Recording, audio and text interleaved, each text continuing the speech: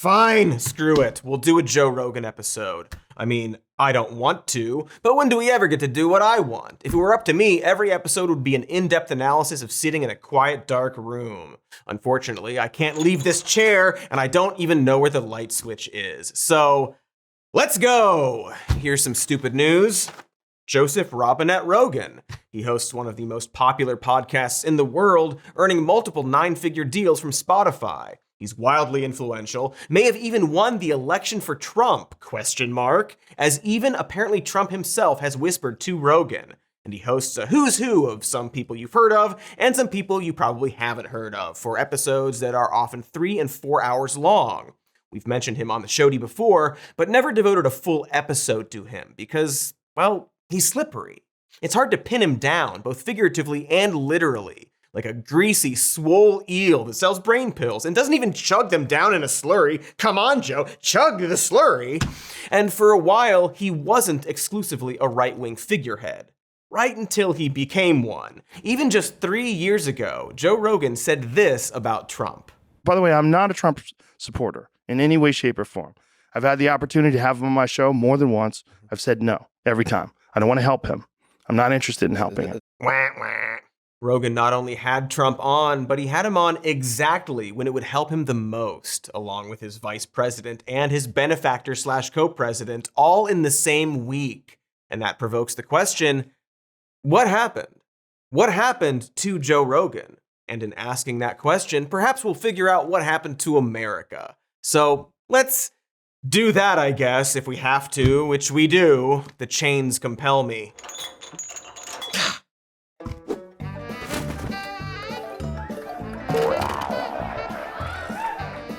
Joe Rogan, what happened? So here's a question just to start. Why is Joe Rogan popular? If you don't listen to him, you might only ingest him through headlines about or clips of some bad thing he said or some bad grifter he had on who lied to everyone. But it needs to be noted that, largely speaking, the Joe Rogan Experience isn't a political show. It's a talk show, I guess. Even now, as a clear Trump supporter, you might be surprised to realize how little Trump comes up on his show.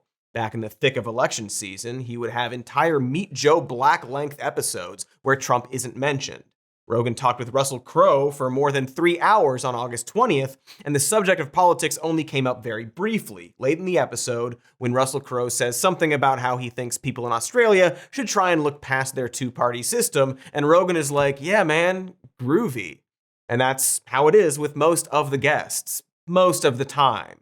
He largely presents as this guy who has some liberal opinions, some conservative opinions, and just hates the gosh darn polarization, man. The rest of the show is just about like MMA and fitness and psychedelics and archery. Relax the shoulder, draw, pull, release. And when it releases, I'm in control of the whole thing from top. And there's just all these anxiety-driven thoughts that just get it out, go, just do this. He's going to get away. Something's going to happen. You're going to miss. At least I think that's about archery. The point is that the appeal of Jogan isn't a mystery when you step back and look at what he's claiming to offer. That he's just this everyday, normal dude, just like all of us, just asking questions with important people. Never mind that he's extremely rich and an entertainer and blah, blah, blah, blah, blah. I mean, we already know with Trump that some people seem to be super confused about what an elitist and anti-elitist is. But on paper, that's Joe Rogan's pitch. And it's part of why he's slippery. Just an everyday, normal dude with countless hours of conversations and a suspicious percentage of them spent on demonizing trans people for some reason. It's always been known as being like a psychiatric condition. Like it's a mental health issue. Right.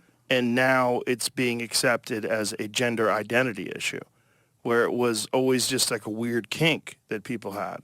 And now you're again, regardless of whether or not this person's a sex offender, registered sex offender, repeated sex offender, you have to accept this. Otherwise, you're a bigot.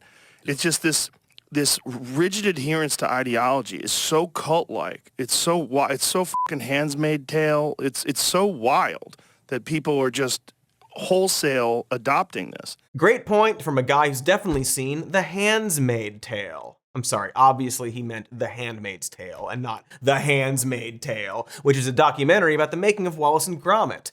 But yeah, that really sounds like a right-wing position, because it is. He's saying that the issue of gender identity is actually a weird kink, often by sex offenders. And if you say that, you're labeled a bigot. Okay, maybe he's not so moderate after all. Case closed. Or wait, weird idea, let's keep watching. And this is not to deny that there's people that are trans. I've met people that are trans. It exists in nature. Nature's weird, right? I think nature does put people, make humans, for whatever reason, that really feel like they should have been born a female or should have been born a male. But that's not all of what's happening. And in our desire to be compassionate and to have care for these people and to love these people and respect these people, we're opening the door to all this chaos. Oh. Okay.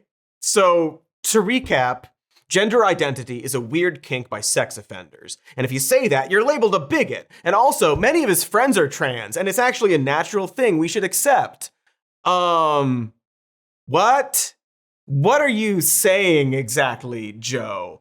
It seems like Joe Rogan is a moderate or a centrist in the sense that he'll just voice every opinion at once. All sides, like the host equivalent of a tesseract. Joe doesn't adhere to time and space, man. And this is ultimately his power. Because while he seems to constantly change his views on a dime, ultimately, it's not really constructive to pick out clips of his show that ideologically contradict each other. And that's by design. But there's a lot of people out there that have to make a fucking living. And what's the best way to make a living? Well, here's one way. Take a jackass like me. Go over their podcast and I say stupid shit. I get it. And if you mind that and you make money off of that, more power to you. Thanks, Joe. We're trying. But yeah, he's right. It's why we were unsure about even making a video about him. There's simply no way to watch every single episode of this podcast. Excuse me, experience. While maintaining a job, relationship, pigeon breeding hobby, regular stuff. You know that regular stuff. The total length of all Joe Rogan episodes, back to back to back, runs 6,722 hours as of the day we're shooting this, or a little over 9 months. You could either watch that show in its entirety or create a literal baby, both of which will have long-term implications for your body and brain chemistry. So we didn't, and wouldn't. We're also not going to fact check him too much. Unlike a lot of people we've covered, people don't watch Joe Rogan because he's an expert or a facts guy. Or at least they super should not do that. He's a talk show host. He's Mark Maron if he hosted more Nazis. We don't expect to agree with everything our talk show hosts believe. We're just there to see his interviews. So we're not going to fact check all the wrong stuff he's said about trans people. We've done episodes about why his anti-trans views are wrong, as in factually wrong, and you can watch those. But this is also another shield he has, because he's not just a host, is he? It's his experience after all. And he sets the tone as the average dude who just has concerns. And this average dude is, I'd argue, very wrong more than the average dude. He also doesn't just talk about this stuff with experts. Like, here he is going off about trans people in bathrooms with actor and comedian Joey Diaz. Now, the people that want to deny that that's a real thing, you're doing a disservice for everyone. You're doing a disservice to all the innocent women that have to go into those bathrooms and don't feel safe. And you're doing a disservice to real trans people. There's gonna be a bunch of people that game your system. And there's gonna be a bunch of perverts with fucking beards who want to go where the little girls are shitting. People are out of their minds. There's a certain percentage of people that are out of their fucking minds. It doesn't mean that all trans people are bad. It doesn't mean that all trans people are out of their minds. Again, see how he presents it as this moderate take? I'm fine with trans people, but we have to do something about all these crazy people trying to watch little girls shit. Hey, Joe, does that actually happen though? In that clip, he shows a single video of someone being confronted outside a bathroom. This video. What's the size of that dude? You need to go over there to the meeting. You need to go over there to the meeting. Fun fact about that video, it was originally posted by a Facebook page called The Jabrizi Show, Original Videos and Comedy Skits. Hey Joe, maybe that video is fake. I know it might be subtle, but there are actually clues in the video you can pick up on. Here, let's see if you can spot it yourself. You know what? You ought to be ashamed of yourself. Go. We'll go to another bathroom. Let's go. Wow. I can't even believe what just happened. Hey guys, that was all a complete skit. Joe. Oh. Joe. I can't believe I'm saying this, but maybe weed isn't good for you, Joe? So yeah, these bathroom assaults don't actually happen. I mean, it happens to trans people, but not by trans people. Also, why do you need to be trans to assault someone in a bathroom? We don't have armed guards outside the restrooms at Long John Silver's, do we? People go in the wrong one by accident all the time because they don't know the difference between a buoy and a gull, and the world doesn't end. Again, we're not here to fact check Joe, but I wanted to point out that the just asking questions regular dude persona is a really easy smokescreen when the questions you are asking aren't actually starting from a centrist or unbiased perspective, but rather from a lie. It's like saying, I enjoy a deli sandwich like the next guy, but why is there so much human flesh in them? This is also, by the way, the entirety of the so-called moderate view of trans issues. I'm fine with trans people, but they shouldn't dominate our sports, or drag shows are fine, but why are they allowed to molest our kids? Hey, good news, those things aren't happening. And ultimately, with Joe, it just seems like he doesn't actually know trans people or like them very much. That if you take a brand, Bud Light, which is like known for, you know, blue collar drinking people, that they like to fucking watch football and drink Bud Light, and then all of a sudden you have this mentally ill person who's just an attention whore, and you make a big deal out of putting this person's 365 days of womanhood, you put that on a Bud Light can, and they freak the fuck out. It's really not complicated. He's talking there about Dylan Mulvaney, the trans influencer who was sent a single can of Bud Light with her image on it for a promotional TikTok. What are we gonna do about it? You remember that whole thing, right? And in that context, Dylan Mulvaney is just a trans person, right? When Joe Rogan says, I'm fine with trans people existing, that's what Dylan was doing. And yet, I guess she can't do that either. He calls her a mentally ill attention whore because I guess that's actually what he believes trans people are. And again, this is his shield. Because if you pointed out how often he'll move the goalpost or contradict himself, his answer will be, well, hey man, I'm just a regular dumb guy talking. But that idea that he's somehow the regular guy is itself the lie. He's not the yardstick for discourse, but he gets away with this because of another shield he likes to use, especially when talking about trans issues. You're being told that you're a bigot for looking at very obvious, what we have always considered biological representations, right? Yeah, it is profound, and it's interesting that if you discuss this, you're a bigot. This person, their first response is to call it bigoted transphobia. It's so strange. Like, if you don't agree with me, you're Hitler. Hey man, I'm just a normal, everyday schmo asking why all these trans people are sick perverts. But oh, I guess when you ask questions, people call you Hitler. Joe really doesn't like being called a bigot, does he? I mean, who does? Helpful tip for that though, don't demonize an entire group of people because of isolated incidents that turn out to be sketches for the internet. But yeah, I guess he's a regular guy in the sense that most people are emotional and opinionated and have trouble admitting when they are wrong about something and seek to find people that will validate them. That's the other obvious detail. If Joe Rogan is to be judged simply as a talk show host, well, he sure cherry picks the people he'll put on the show. Has he invited a pro-trans activist, not just trans people, but people there to argue for trans rights onto his experience? Or has it just been a series of anti-trans propagandists? Has he ever brought up or even considered that by spreading and validating all of their fear-mongering and propaganda, it just encourages more violence against trans people that can even spread to the targeting of cis women if they, for example, happen to be tall? This selectiveness, of course, shines bright when it comes to Joe Rogan's views on COVID and vaccines and masks. He quickly became an anti-masker type during the pandemic, and over time began to exclusively host big quotes, experts that could reinforce that position. These guests had quite famously led to an outcry from artists against Spotify for hosting his experience.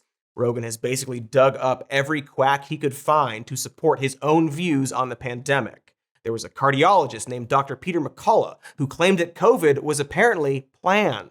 I can tell you that if you want to find the evidence that Moderna was working on the vaccine before the virus ever emanated out of the lab, if you wanted to find the collusions and the operations between the Gates Foundation and Gavi and CEPI and Pfizer and Moderna and the vaccine manufacturers and the Wuhan lab and the National Institutes of Health and Ralph Barrick and University of North Carolina at Chapel Hill and how all this was organized, if you want to see the Johns Hopkins planning seminar called the SPARS pandemic in 2017, where they had a symposium, people showed up, they wrote up their symposium findings, they published this. It says it's going to be a coronavirus. Yeah, that's wrong. It just is. He's talking about experts forewarning, based on science, that a pandemic could happen.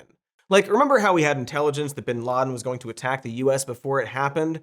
Experts look at evidence and predict disaster all the time.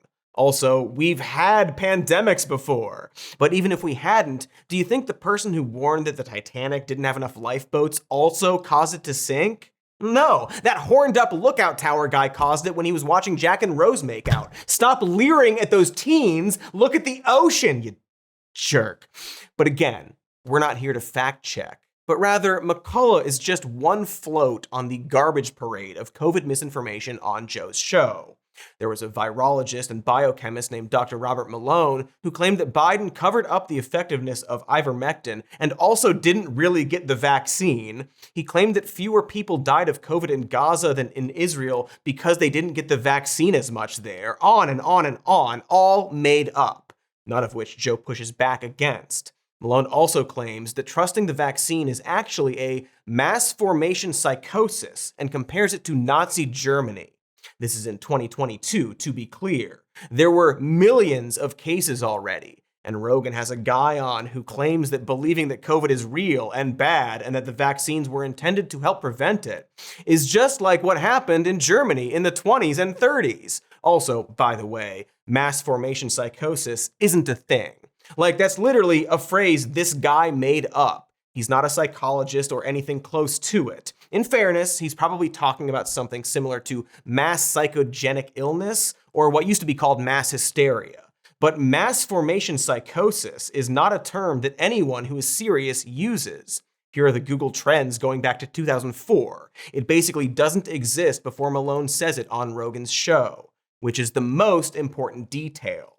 When someone goes on Joe Rogan, their ideas get boosted. And how does Rogan react after this has been pointed out to him? I mean, that's, again, your show blew open mass formation psychosis. Well, that's not right? a thing. Don't you know that's not even a thing? Well, yeah, I saw that. It's not even a real thing. I mean, there's books like back to the 1800s about it, but it's not a thing. But it's not real. It's not real. It's not real. It's fake. Well, there's a certain psychologist that went to a college, and he told me it's not a thing. So there's that. Yeah. Nah, Joe, what was that face? I did not know a person could make that face. That sort of changes a lot for me. But my point here is that while Joe himself doesn't claim to be an expert and is ultimately just a talk show host, he does choose who to have on. And those choices matter. And in this case, he took people who were considered outcasts in their fields for valid reasons and gave them a really big megaphone for them to say dangerous misinformation. And then he was called out on it. And the money got threatened. And so he had to apologize. And how did he do that? I'm not trying to promote misinformation. I'm not trying to be controversial. I've never tried to do anything with this podcast other than just talk to people and have interesting conversations. I do not know if they're right. I don't know because I'm not a doctor. I'm not a scientist. I'm just a person who sits down and talks to people and has conversations with them. Do I get things wrong? Absolutely, I get things wrong, but I try to correct them. I'm just a regular guy. Remember? I'm not trying to do anything on my show. What even is a show? Where am I? Tee-hee-hee-hee. Can't touch me. To be fair and balanced and silky, Joe Rogan isn't the only person who uses this shield. Jon Stewart notably went on Crossfire and, when challenged about his responsibility, pointed out that his show comes on after puppets making prank phone calls. He also obliterated Tucker Carlson, so most people focused on that. I mean, this show you are watching has puppets in it. I get that there is a very blurred line at play. But he can't act oblivious to that. Comedians and entertainers are now pundits. Some of them have roles in the government. Some of them are presidents. Some of them start as presidents and become producers of just very odd films. To quote a complete asshole, politics is downstream from culture, right? I'd argue that it's actually just all in the same gross pool now. So the argument of I'm just a guy having a conversation is moot, and frankly, hogwash. Especially since most of these exchanges he has don't really feel conversational. This is just vibes, but the clips we've shown so far feel more like they are driven by an agenda more than they are people shooting the shit. I know this because I'm about to show you a clip of Joe Rogan actually shooting the shit. It's a popular clip, probably because it shows an actual human exchange, and I'd argue the actual reason Joe Rogan went so hard into COVID misinformation. It's the Bill Burr one. Here it is. You want people to walk down the street with a mask on? Let's not start this, Joe. Do you, though? Let's not start this. Okay. Let's start it. I don't want to start this bullshit. I'm not going to sit here with no medical degree, listening to you with no medical degree, with an American flag behind you, smoking a cigar, acting like we know what's up better than the CDC. All I do is I watch the news once every 2 weeks. I'm like, mask or no mask? Still mask? All right, mask. That's all I give a fuck about. I don't care. I just love how wearing a mask became like this fucking soft thing that you were doing, like being courteous. Bitches. Being courteous. Why is it for bitches? That was so stupid. You're wearing a mask. First of all, oh God, you're so tough with your fucking open nose and throat. Gee, Joe, and your 5 o'clock shadow. You had a fucking panic attack in the sauna. And then you felt bad about yourself, and then you attack people with masks. That's how it works. And that's how the hatred starts. I think Rogan is way more receptive to Burr because Bill Burr is actually the dude Joe Rogan thinks he is. And while that clip is very fun, the thing I want to highlight is that when you boil it all down, Joe Rogan just thinks masks are, quote, for bitches. That's really all it is. He's a guy who doesn't like being told what to do, or I guess doesn't like being what he perceives to be emasculated. And I think he's being honest when he says that his show wasn't originally supposed to be like anything. I think he wanted to get high and talk to his friends and get paid. Sounds great. Maybe we should try that and make millions. But then, over time, Joe fell into these rabbit holes, specifically around COVID, and his ego, and perhaps relevantly, wallet, started to inflate. People started telling him that he has a responsibility in who he invites on his show because of his huge audience. And instead of feeling the weight of that, he felt the power of it instead. Especially when his show was only getting more and more popular, even with this controversy. Or rather, because of it? I mean, he dominated the headlines. Do you think that made his show less or more popular? So after the break, it's time to look at Joe's transition from regular dude asking questions to his apparent right-wing shift, if you want to call it that. Because maybe it's not that. Maybe it's something else. Ooh, intrigue, kind of. Mystery, sort of. Ad break, definitely. Psst. Come closer. This is just between you and me. Nobody else can know about this. Especially not some nosy journalist. I want to tell you about Ground News, which you can visit via the QR code on the screen. Just you, nobody else. I haven't invited anyone else to watch this video.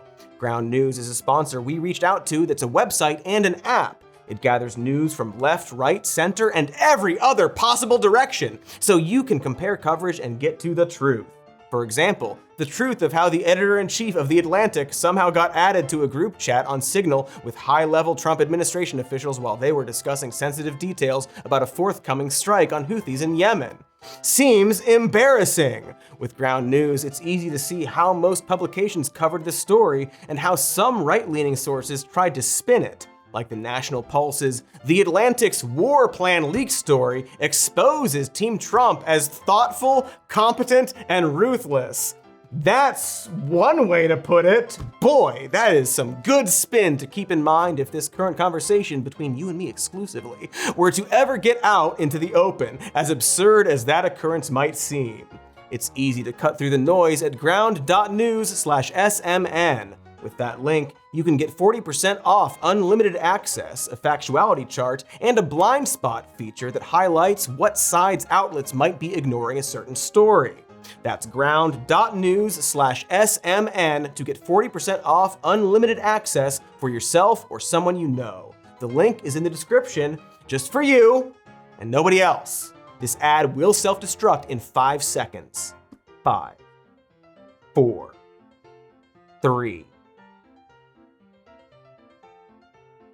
2. What comes?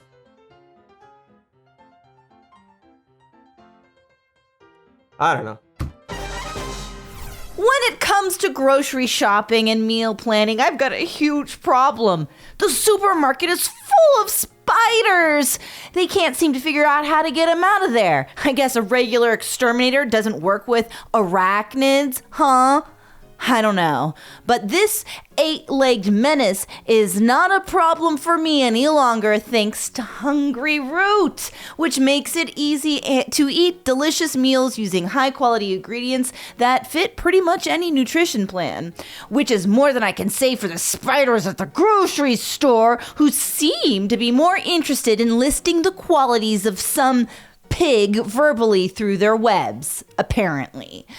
All of Hungry Root's recipes can be made in 15 minutes or less, and if you tell them about your goals and preferences, they will fill your cart with personalized recommendations that get smarter as they learn more about what you enjoy. I don't care how radiant that pig is. It's not doing that. It's just not. It's not giving me personalized recommendations. So trust me when I say you are going to love Hungry Root as much as I do. Take advantage of this exclusive offer. For a limited time, get 40% off your first box, plus get a free item in every box for life of the subscription. Just go to hungryroot.com/SMN and use code SMN. That's hungryroot.com/SMN, code SMN, to get 40% off your first box and a free item of your choice for life of the subscription. That's hungryroot.com/SMN, code SMN.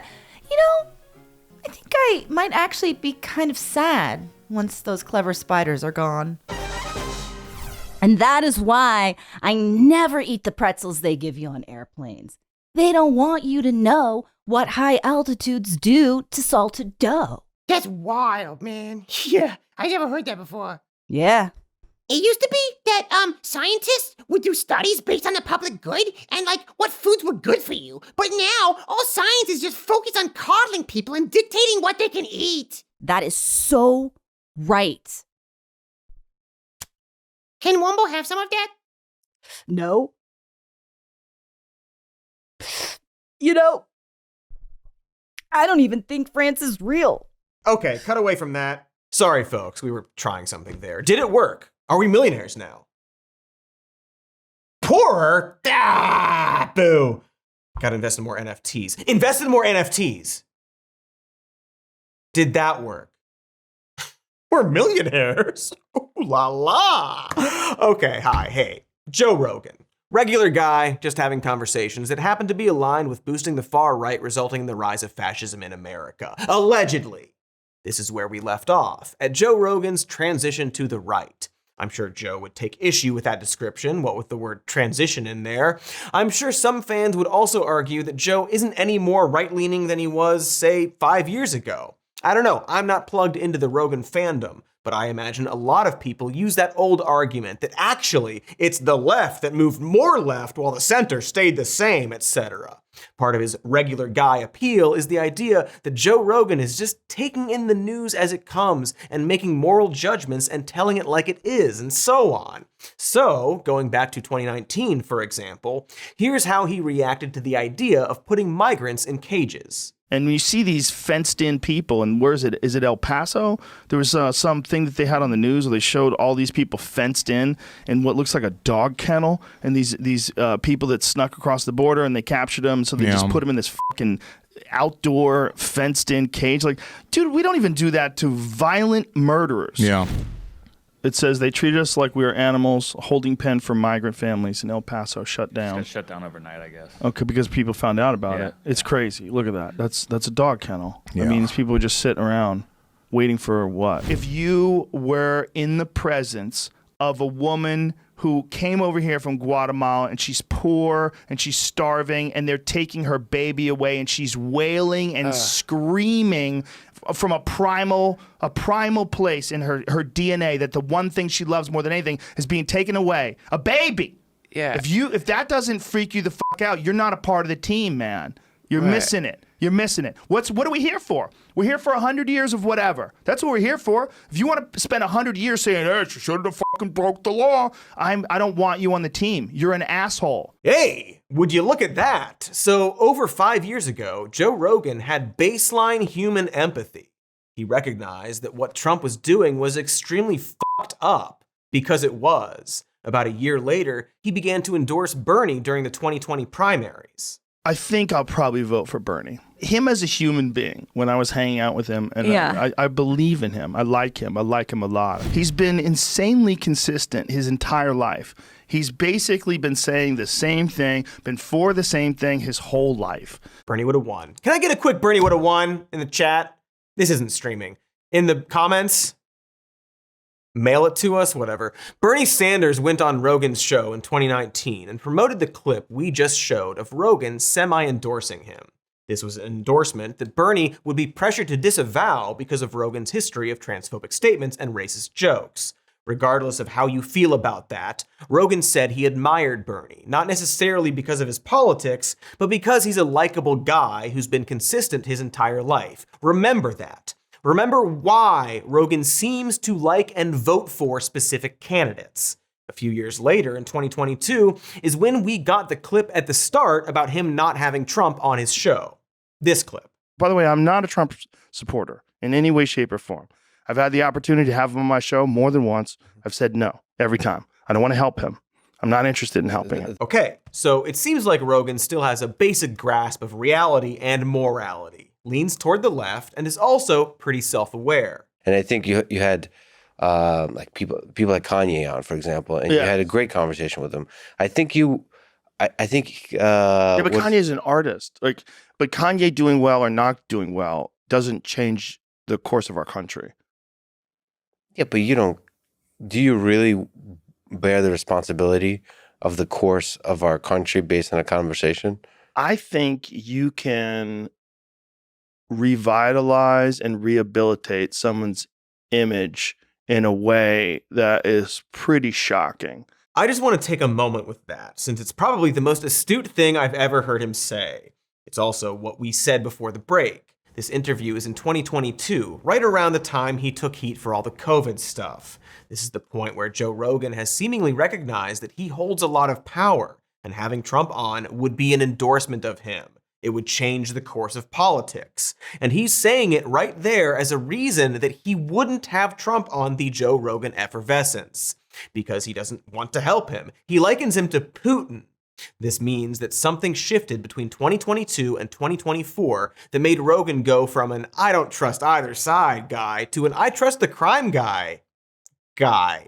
And it is a much faster shift than you might expect. Here is Rogan talking about Trump in 2023. That's why it was fascinating to see a guy like Trump getting to power, because he was such an outsider. And the morons had a king. Yeah. There's a lot of morons. Tons. And it doesn't matter what he's saying. Like, for them, he represents them. And he represents the anti of them. Like, he's not perfect, but at least he's real. Trump is basically the same age as Biden. There's not much difference. Old. He's old. Yeah. He speaks much clearer. He might be crazy. He might be a sociopath. King of the morons. Too old. Maybe a sociopath. To be clear, he qualifies all of this, often adding so does Biden. And this sort of embodies a common issue with moderates or centrists, especially the Gen X group in that cynical South Park douche versus turd sandwich era. This idea that they are all bad is true, but they aren't equally bad. And in fact, the difference is getting more and more vast as one side tumbles joyously into Hitler shit. Because something Rogan doesn't equivocate on is that little phrase he slipped in ever so quickly to the Barstool guy. And the morons had a king. We will come back to this, but Joe, if you take anything away from this, like and subscribe and give me $1 million. But if you take a second thing away from this, it's that not long ago at all, you correctly knew. Because no matter how annoying you find woke libs or whatever, you knew that Donald Trump was a king for morons, an authoritarian for stupid people who want stupid shit, and of course their enablers. You know the ones, Joe. Anyway, this difference doesn't make the other side good, but it kind of doesn't matter at a certain point. And this begins that transition for Joe, who kind of symbolizes that drift the center is making. J. Rogan, determined to always be a both sides guy, drifted with his perceived center during the Biden years. Because the other thing you might notice here is that Joe Rogan is a contrarian.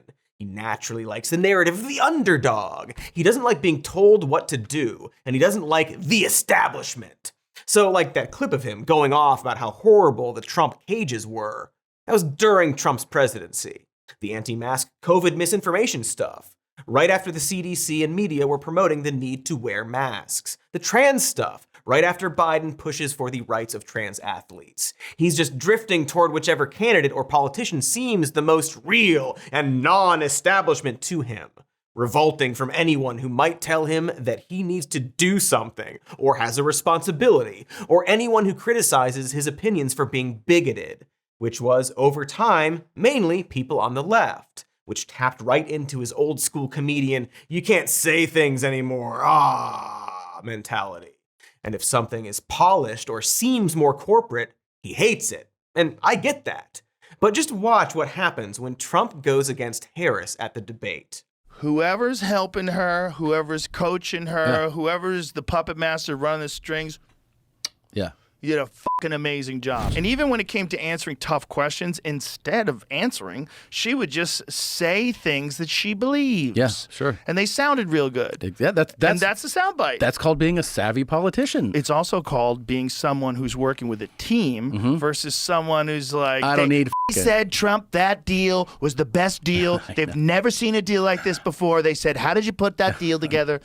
You see, she's coached. She has a team behind her. Not like Trump, former president, who is, how do you put it again? And it doesn't matter what he's saying. Like, for them, he represents them. And he represents the anti of them. Like, he's not perfect, but at least he's real. Yeah, he's real. Joe, you did the thing you said the morons were doing about Trump. You fell right into it. And that's because, at the end of the day, you like the narrative of Trump being this outsider or underdog, even though it's not true. Like, of course he has a team, Joe. He's also being coached.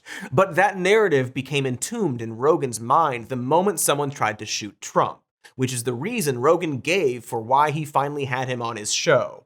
Not because he thought his policies had changed, not because Rogan changed his opinions, because someone tried to shoot him and it looked badass.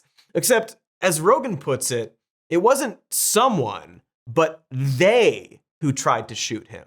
The implication, I think, is that the deep state tried to kill him. Therefore, we should want him in there to get revenge on his enemies and dismantle the deep state, and for sure, not install his own. He promises. Like, obviously, the guy who talks about going after his enemies isn't going to dismantle the organizations that went after him for his crimes, and then use those organizations rebuilt for him and only him to go after whoever's left on his enemies list. There's no way he would do that. That's something the king of morons would do. But yeah, Joe seems to think that the deep state tried to kill Trump, but doesn't want to know about it when he's talking to Trump. Like, do you not want to talk about it at all? Because from what we do know of the shooter, he was like some Republican kid who got kicked out of a gun club for being weird and a bad shot. Seems like if the deep state really wanted him dead, they'd maybe try a second time and much harder. Like, was the big plan to miss? Whatever. My point is, it's just a little weird that he told Trump they shot you, but didn't elaborate at all. Ask about it, much like how another thing Rogan loves to talk about and theorize about and imply things about is the infamous pedophile and sex trafficker Jeffrey Epstein. I don't need to tell you about the fervor behind wanting to know who his clients are and what those relationships resulted in and why nobody is being brought to justice. So you may think, now actually is the perfect time to talk about that, because one of his best friends is sitting right in front of you. That infamous pedophile and sex trafficker you talk about on your show, his best friend of 10 years is sitting right in front of you. You know that thing where you think that the deep state or the Democrats are like Rosie O'Donnell or wherever is trying to kill the president, and like, I don't know if you think the Secret Service was in on it or whatever it is. Well, guess what? The guy you got shot at and who might be the president is sitting a couple feet in front of you. Who does he think did it? What does he think happened? What do they know about who tried to kill him and almost did? Is he going to investigate it more if he gets elected? But also, what's up with you being best friends with Epstein all that time? Or whatever, I guess it's just wild shit. You said a lot of wild shit. Maybe. Maybe he said a lot of wild shit, and then CNN, in all their brilliance, by highlighting your wild shit, made you much more popular. Yeah. And they boosted you in the polls because people were tired of someone talking in this bullshit, pre-prepared politician lingo. You know, like a moron would say. See, it's not about policy. It's just the optics. Trump looks like an underdog, despite being a billionaire former president. People are tired of the bullshit, so they turn to a famous bullshitter. I guess Trump gives Joe permission to say and think the stuff he wants to say and think. Not to mention that his audience likes the pro-Trump stuff, or at least the Trump-leaning stuff. And Rogan likes money. And at this point, he now gives Trump this grace that he definitely doesn't give to anyone on the left, or I should mention, to Republicans in general. Because even while he's falling for Trump, he's maintaining that unaffected Gen X, both parties are bad attitude. Here he is in June of last year, a bit before Trump was shot at. Republicans won't be the solution either, kids. The problem is people in a position of power. The Republicans seem like they are your solution, but it's just because the people in power right now are the Democrats. Whenever the Democrats are out and the Republicans are in, everybody is dying for a Democrat. I remember when Bush was president, after the second term, everybody was like, good Lord, can we get a fucking reasonable Democrat in here before this country goes Christian nationalist and goes crazy and starts every war? Yeah. And then Obama comes in like, oh, things are going to be great. But it kind of seems like kind of the same. Both sides are bad. But Trump, he's an outsider. You know, that former president is not like other politicians. It's actually quite stupid and childlike when you think about it. Authority's bullshit, so he doesn't like whoever is in charge. He likes people who seem real, even if they're famously a con man. And he has absolutely no interest in what they believe. But he doesn't like liars. Apparently, the reason he jumped into the 2024 presidential race, in addition to Trump getting shot, is that Tim Walz is a liar. That's what did it for him. He had to, because Tim Walz achieved the rank of Command Sergeant Major, but retired as a Command Sergeant, and once claimed to be a retired Command Sergeant Major. Well, you know, in that case, maybe it's time we look towards the king of morons for guidance. Of course, never mind that Trump is demonstrably, famously, a compulsive liar who's told literally tens of thousands of lies. But also, when he was on Rogan, he lied so many times. Lied to your face, Joe. Right to it. We see this asymmetry basically any time Joe gets fact-checked. Oh yeah, we haven't even talked about Jamie yet. Rogan has this producer named Jamie Vernon, who's also his fact-checker, who pulls up graphs and stuff when Joe asks for it, despite Joe being the most incurious person possible about actual reality. So for example, if Rogan thought myocarditis was more common after the COVID vaccine than a COVID infection itself, a quick search of the relevant research could find that to be incorrect. Just for example. For young boys in particular, there's an adverse risk associated with the vaccine. It's like a 2 to 4-fold increase in the instances of myocarditis. Yes, but you know what? Hospitalization. You know that there's an increased risk of myocarditis among that age cohort from getting COVID as well, which exceeds the risk of myocarditis from the vaccine. I don't think that's true. I don't think it's true. No. I don't think it's true that there's an increased risk of myocarditis from people catching COVID that are young versus increased risk of myocarditis from the vaccine. No, there is. There's both. Well, let's look that up because I don't think that's true. Myocarditis more common after COVID-19 infection than vaccination. But is this with children? Yeah, we're talking about young people. Men and boys aged under 30 after this is what it says here. With children is the issue. Well, no, we were talking about 15-year-olds. Well, we're talking about young children. Male, So, yes, child. 12 to 17. 12 to 17, myocarditis within 3 months of catching COVID at a rate of 450 cases per million infection. This compares to 67 cases of myocarditis per million at the same time following their second dose of Pfizer. Yeah, so you're about 8 times likelier to get myocarditis from getting COVID than from getting the vaccine. That's interesting. Now, that being is said, not what I've read before, but also it's like, even when we're reading these things, it's like, what are we getting this from? So I don't think we get a great idea. I don't trust American trust any of it. epidemiological data very much. Beautiful. It's Jamie's job to gently nudge Joe sometimes when he said something egregiously false. And it happens all the time. Did you hear what he said like yesterday or a couple days ago? Mm-mm. He was talking about the Revolutionary War. He's like, one of the reasons why we lost the Revolutionary War, one of the problems with the Revolutionary War was they didn't have enough airports. Yeah. Have you seen that? I saw that. Like, you seen what that? The same stable genius that said the biggest problem we had in the Revolutionary War is we didn't have enough airports. Whoa. Yeah, that's it. Whoa. All right. What? Just for the record. Is that fake? It's not fake, but he was referencing Trump saying that. Here's what Trump saying it in 2019. Oh. Donald Trump said something about that. Our army manned the airports. It ran the ramparts. It took over the airports. It did everything it had to do. Oh, okay. Yeah. So you f***ed up.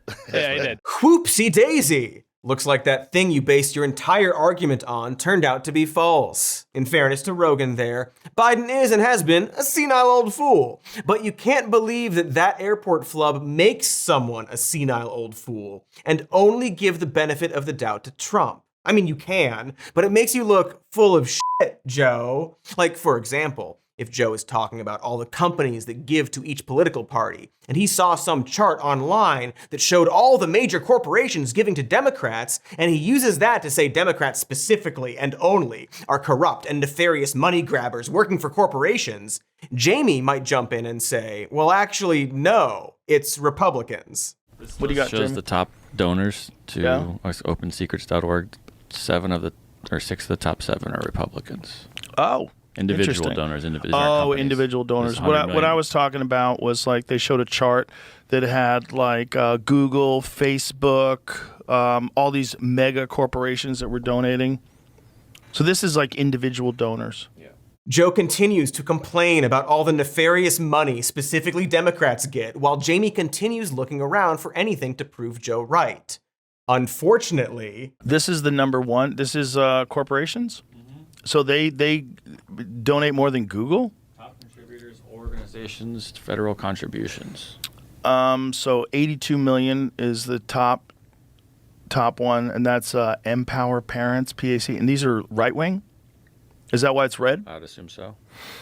So it seems like the top 4. Why? What is that Google chart that I was seeing? Great question, Joe. My guess is that the chart he saw was A, fake, or B, a chart showing the number of individual donations from employees. For example, this chart we found showing worker donations. You know, the workers, the people that Joe purports to care about. Corporations and the mega rich aren't the employees that we're talking about. Even the employees at Elon Musk's Tesla contributed more to Harris than Trump. Does any of this information that actually Republicans are overwhelmingly financially supported by corporations and PAC money, and actually individuals and workers donate more to Democrats, make Rogan reconsider his position at all? Does he now look at the Republican Party any differently?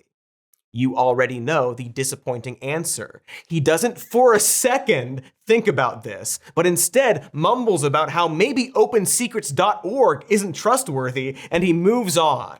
Yeah, Open Secrets might be like, Embarrassing stuff. But I get it. Trump is charismatic and authentic, you know? Real guy talking about real stuff. Maybe just the allure of literally any outsider vibe is too much for Joe to resist, so he can be really into Bernie Sanders and also this guy. That's just what they do. That's politics. They do it on the left, they do it on the right. They gaslight you, they manipulate you, they promote narratives. And the only one who's not doing that is Robert F. Kennedy Jr. I mean, considering his background in anti-vax stuff, RFK is probably the guy who shares the most opinions with Rogan, maybe.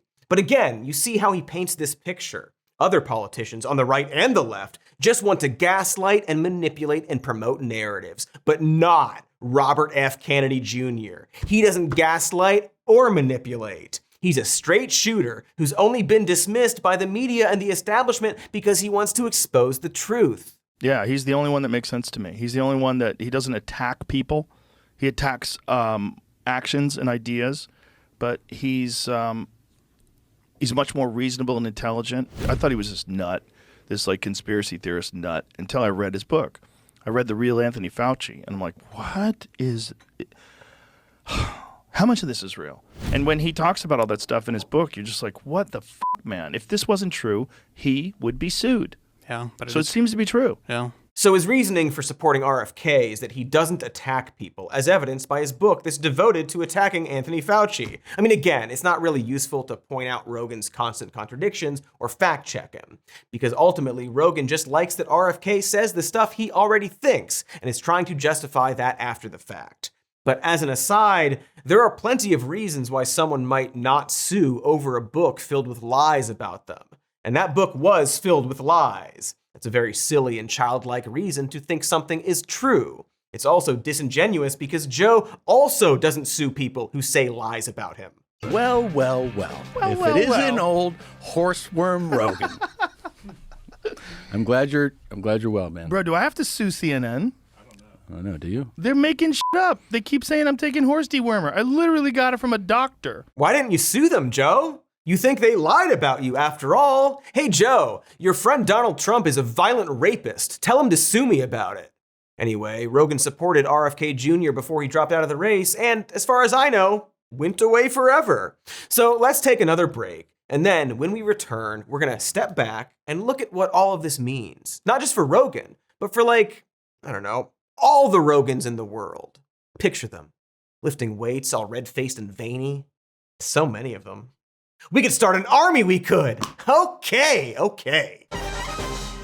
Pants. It's the word I yell out every time they ask for a one-word suggestion at an improv show. And that's because when I'm sitting there in a sweaty black box theater, I can't stop looking at my pants from Public Rec. They're as comfortable as a warm blanket in winter and as stylish as Coleman Domingo at Paris Fashion Week. How's that for some quick specifics? That's gold! Why won't my favorite improv team, Commedia del Farte, put me in their show? With Public Rec, I also get to express myself with many unique colors, like navy, dark olive, stone gray, and you can think of a funny color.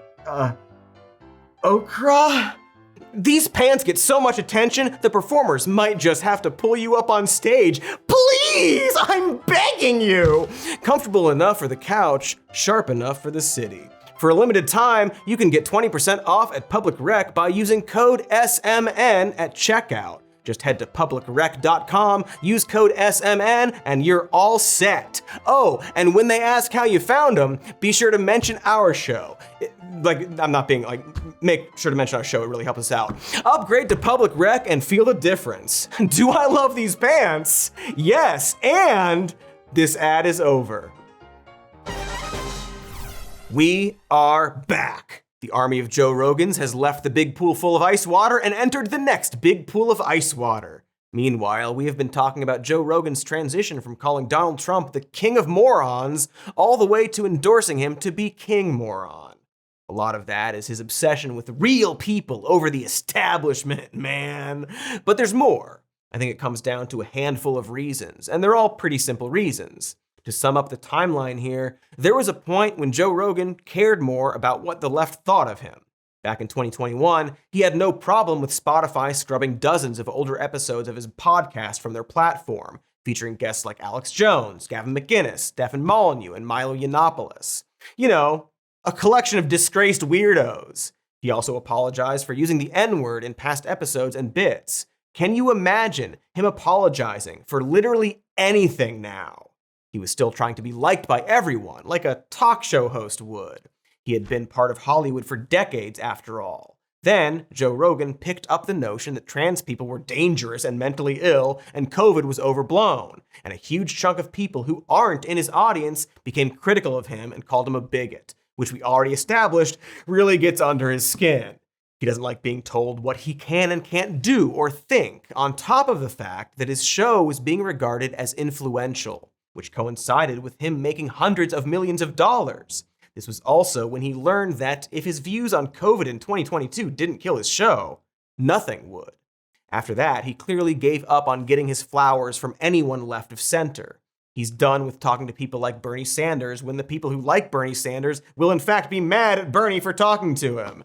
He is giving his audience what they want. He's the Tim Heidecker comedian character playing to his crowd. I'm not entirely unsympathetic to Rogan here. Our episodes about Jordan Peterson or Elon Musk tend to perform better than episodes where we talk about the budget deficit or something. That's just kind of how this works. Also, as I said, he got rich, and as a result, begins to admire and mingle with a wealthier group of people. Perhaps it's notable that when he had COVID, he threw the kitchen sink at it, something a wealthy person can easily do. This new group of peers explains why he's suddenly obsessed with the world's cringiest tech ghouls. This also helps his numbers, because his audience of mostly men consider themselves more entrepreneurial than the general public and are frequently insecure about their own professional prospects. And so Joe fawns over these dudes during their podcast appearances, and then he praises them to other people who come on his show. Elon's going to steal everybody's money. He has $400 billion. I'm telling you, he's not going to steal your money. I'm telling you, that's not what he's doing. What he's doing is he's a super genius that's been fucked with. Okay? And when you've been fucked with by these nitwits that hide behind three-letter agencies, and you're dealing with one of the smartest people alive, and he helps Donald Trump get into office, and he goes, I want to find out what kind of corruption is really around. Wow, no. Not a genius, Joe. Also, he also lies to your face, Joe. And you see how he's framing Elon, world's richest man, as taking on this larger and corrupt system. He really likes the underdog narrative, despite himself being a famous comedian for decades and an extremely rich man. This leads us to what I call the Seinfeld effect, where a rich comedian acts like they are actually being attacked by the larger mob for daring to say garbage jokes about minorities. Except in Seinfeld's case, he actually revisited those comments and was like, yeah, what a silly thing to complain about. Obviously, comedy evolves, and good, sharp comedians will be able to keep up. But with Rogan, he's been railing for years about being called a bigot and lamenting that there aren't real comics anymore and that you can no longer say anything.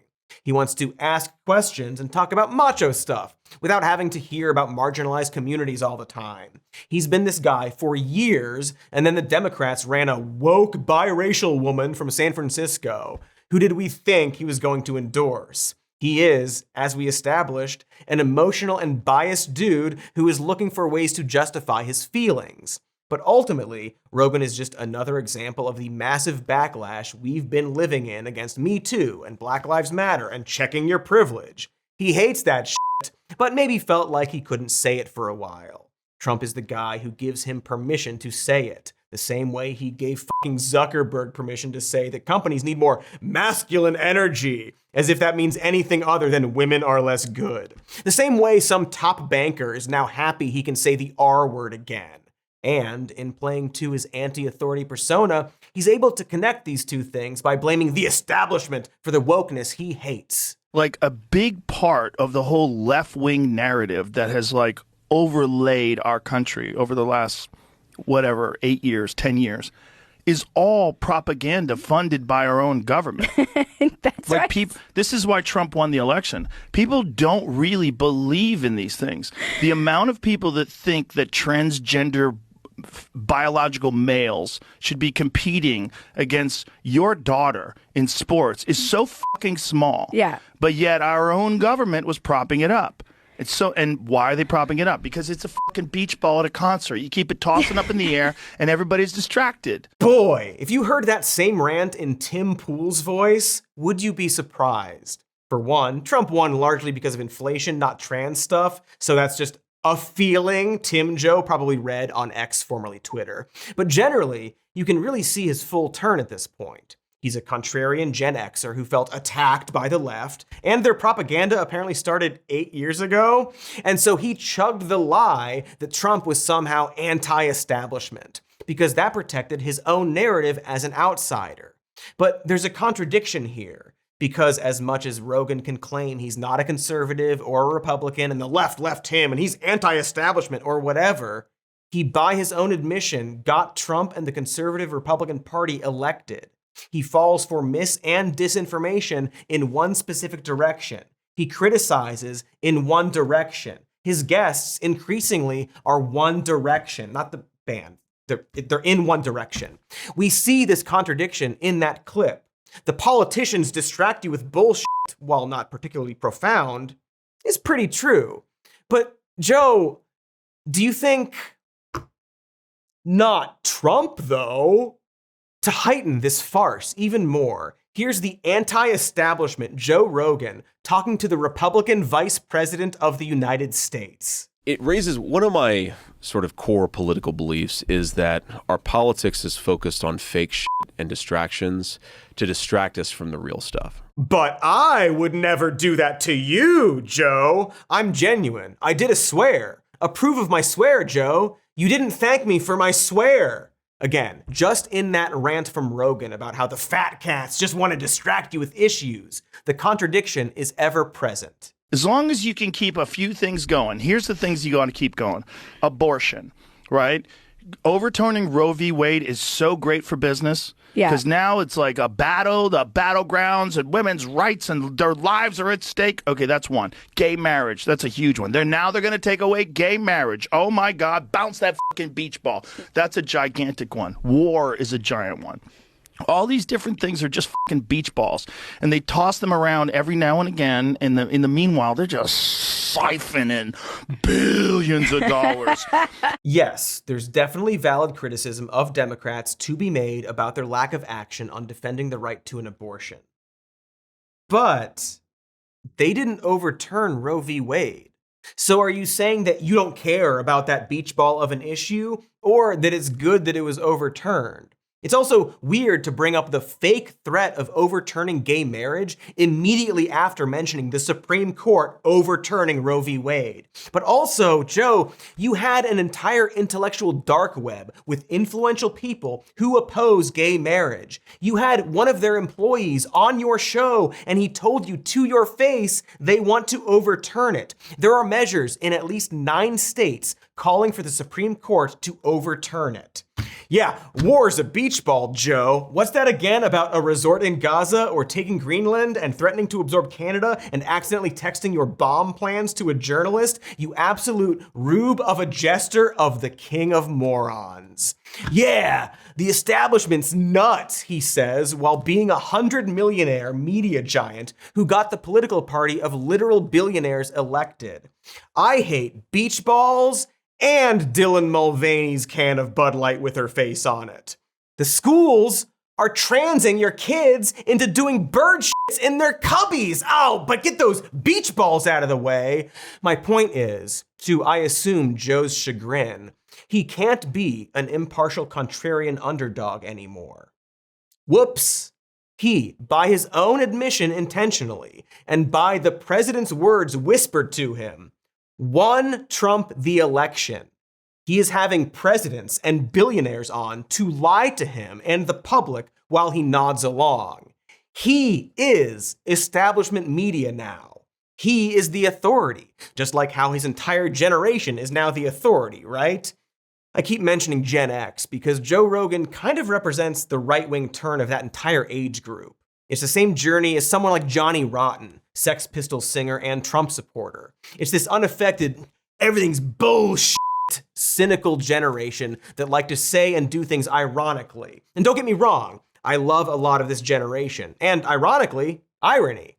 But if you go back and watch comedy from the peak of Gen X, you're gonna get a lot of words being said that perhaps younger generations would not like. Ever watch Strangers with Candy? Very funny show that is no longer defendable, except for a lot of really funny jokes and performances, and God, it's so good. Okay, Joe Rogan was right in the thick of that comedy generation, but not like an iconic one, I would argue. Big fan of Newsradio, but not like because of Joe Rogan. And his fame isn't from his Newsradio days. Like, here he is on Conan's show in 1998. How are you? Thanks for coming on. Hey, what's up? Oof. Typically, if members of the audience are really excited about a guest, they'll cheer for a little bit longer after the applause sign turns off. Did you hear how immediate the silence was? Like, maybe he shouldn't have immediately mocked those women for screaming for him with a look on his face like he fucking hates them? I guess it's their fault for screaming so femininely. Jesus God. Also, that shirt is, well, I don't know how to describe that shirt. It doesn't describe the shirt. But you already see that shitty little attitude as he like nastily mocks the audience for cheering at him. And as he embraced that shitty little guy inside, he got more popular in the era of Trump. And I bet that feels very good for him to finally embrace this part of him while still getting to pretend like he's anti-establishment, despite, again, being an establishment shill for oligarchs and media-owning billionaires and the political party in charge of every single aspect of our government. And it kind of makes me wonder what is going to happen as his popularity begins to decline. Because it is declining, at least for the moment. And while the odds are slim, I wonder if that contrarian inside of him is going to swing back and go after Trump again, if and when Trump's numbers go down.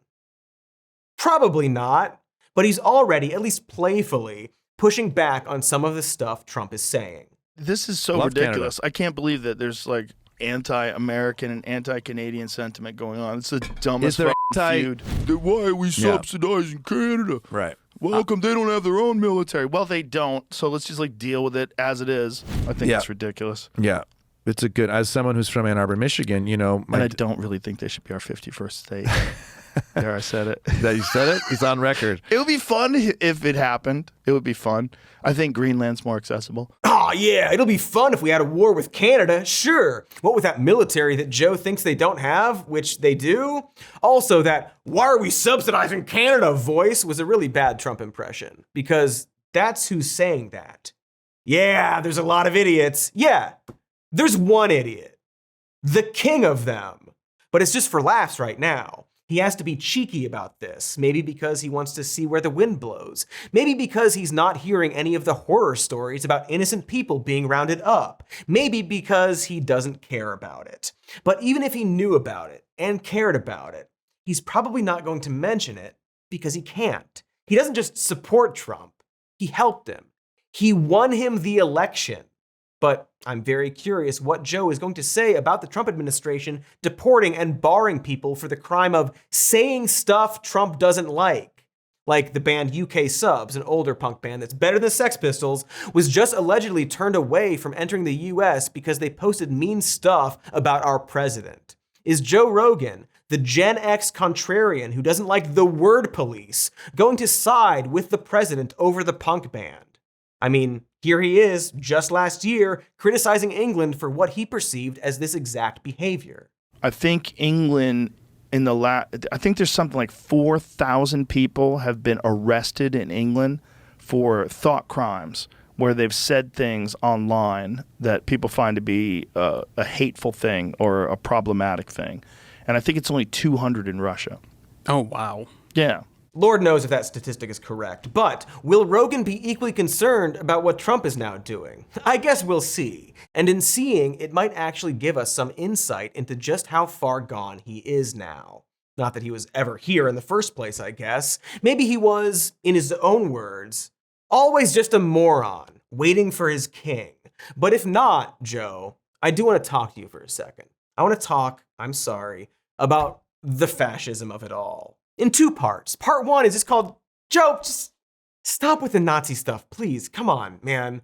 I won't spend too much time on this because everybody's a Nazi these days and so on. But some people are. And one of your favorite websites is full of Nazis and Nazi propaganda these days. And so some other people, willingly or not, participate in the dissemination of Nazi propaganda and Holocaust denial. For example, when that not a psychologist talked about the made-up term mass formation psychosis and said it's what happened during COVID and what happened during Nazi Germany, that's a form of Nazi propaganda. It softens the indicators and causes and elements of fascism. It's saying that fascism and Nazism aren't ideologies. There's not a thought process or feelings or viewpoint behind it. It was just people went crazy, just like COVID. Another bit of Nazi propaganda might be to soften the idea of white nationalism by saying, well, Chinese people live in China, why can't white people have a country? You said that yourself, Joe, and the Twitter Nazis loved it. Another bit of Nazi propaganda might be to say that the number of people who died fighting Hitler and stopping the Nazi regime and expansion and plan to exterminate the Jews wasn't worth it. It was tens of millions of people after all. This, of course, seems to completely ignore, invasion stuff and atrocities, but also ignores that Nazism is an ideology and has a political project with goals. And so allowing Hitler and Nazism to succeed and thrive could lead to the expansion of and possible completion of their goals, which we think are bad, right? So why am I even talking about this? Well, recently, Rogan had on two controversial guests. One who doesn't say Jews are bad, but really likes to talk about bad things Jews do. And one who seems to be just a Hitler apologist. I've already given you a few examples of the things the apologist said. But before I show you the final piece, we're going to go back 7 years to when Rogan hosted friend of the show Jordan Peterson and some guy, Brett Weinstein, to talk about a disagreement regarding Peterson's characterization of Hitler. Interestingly, in that interview, Weinstein takes a differing position to the mass formation psychosis theory of Nazism, describing it as a logical reaction from the viewpoint of wanting to maximize resources and protect in-groups, which seems problematic for other reasons, but we're not going to get bogged down. Here is Joe Rogan talking about Genghis Khan and how people have started to have nice things to say about him. But can you even imagine them doing that with Hitler? People look to him and they find all sorts of positive things to attribute to his reign.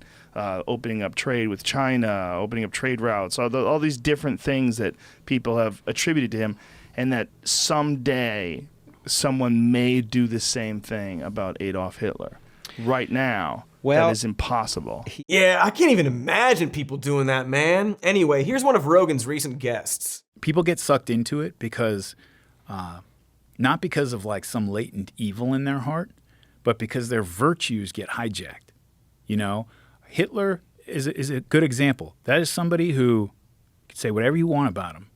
He loved the German people and he cared about the German people. I probably and hope I don't have to tell you that, well, Hitler just cared too much about the Germans is fucking disgusting, Nazi propaganda, and Hitler apologia. Also, Hitler killed lots of Germans, German Jews, socialists, communists, elderly, gay, the infirm, dirty criminal animals, etc. But more importantly, Joe, this guy is trying to tell you that Hitler's crime was loving too much. You dumb piece of shit. Anyway, that's part one. For part two, we're going to go back in time again. If you were in the presence of a woman who came over here from Guatemala and she's poor and she's starving and they're taking her baby away and she's wailing and screaming from a primal place in her DNA that the one thing she loves more than anything is being taken away. A baby. Yeah. If that doesn't freak you the fuck out, you're not a part of the team, man. You're missing it. You're missing it. What are we here for? We're here for 100 years of whatever. That's what we're here for. If you want to spend 100 years saying, hey, she shouldn't have fucking broke the law, I don't want you on the team. You're an asshole. This not on our team moment from Rogan, I think, is sincere and important. And if he's listening, hi, like and subscribe, give me $1 million. But mostly, just consider your feeling about that. Watch yourself experiencing empathy for children and women and men who did nothing to earn the cruelty of the deliberate choices made by these people you now find yourself on the team of. I know Elon recently told you that empathy is suicide, but do not believe him. He lies to you about everything. He lies to everybody all the time. He lied about playing video games, man. When he tells you Social Security is a Ponzi scheme, maybe Republicans are going to go after Social Security isn't some beachball of a distraction. Consider that it's just 2 months in and there's indiscriminate detaining of people for their views, the disappearing and deporting of children and sick children, of innocent women and men, and maybe even something in between if you're feeling nice. I urge you to think about that person who could recognize and condemn unnecessary cruelty. It might be harder to get there this time, since anything bad from Trump might make you think, well, I tried to get him elected and he told me I got him elected. You also know that if you go too hard on Trump, then you're on the vindictive baby president's bad side. So you've got to ignore it. But I really hope, Joe, that you don't. Come back, not to the left or whatever libertarian jujitsu vibe you're going for. Come back to your team. Come back to reality.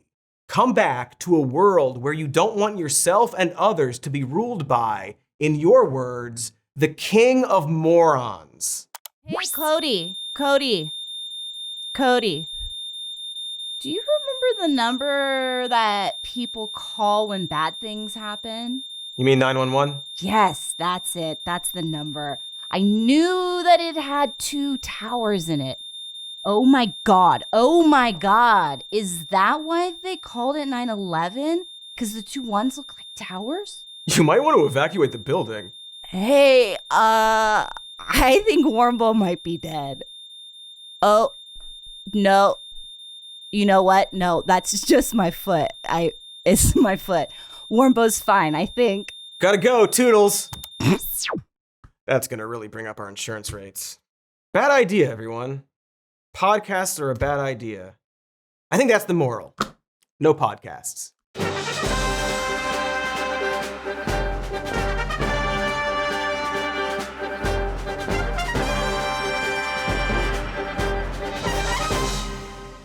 But we have podcasts. Hey, Joe, Rogan, please don't beat me up for this. I don't fight. I'm not a fighter. I'm a lover. I'll love you, Joe. Well, that's not true. I'm not a huge fan, but don't beat me up. And make sure to like and subscribe and leave a comment about how you also don't want Joe Rogan to beat me up. And we've got a podcast. Thank gosh we didn't abolish podcasts, because we have a podcast called Even More News, and you can watch it on YouTube or check it out on the podcast store place that has those. You can listen to this show as a podcast if you want to listen to it without my beautiful face talking to you. We've got a patreon.com/somemorenews. We've got a merch store with stuff on it. Buy it or don't. It's up to you. I'm not going to tell you what to do. I don't want you to turn into some fucking Trump supporter because I told you to please buy some merch. But bottom line is, please don't beat me up, Joe. I don't have experience fighting like you do. I was in one fight in elementary school. Made me feel really bad, actually, so I didn't do it again. But thanks. Warbo is going to sleep inside himself. That's how he sleeps. I will not explain it further. Pluto TV has all the shows and movies you love streaming for free. That means laughter is free with gut-busting comedies like The Neighborhood, Boomerang, and Ferris Bueller's Day Off. Bueller. Mystery is free with countless cases to crack from Criminal Minds, Tracker, and Matlock. I'm a lawyer, like the old TV show. And thrills are free with heart-pumping hits like The Walking Dead and Pulp Fiction. Correctamundo. Feel the free Pluto TV. Stream now, pay never.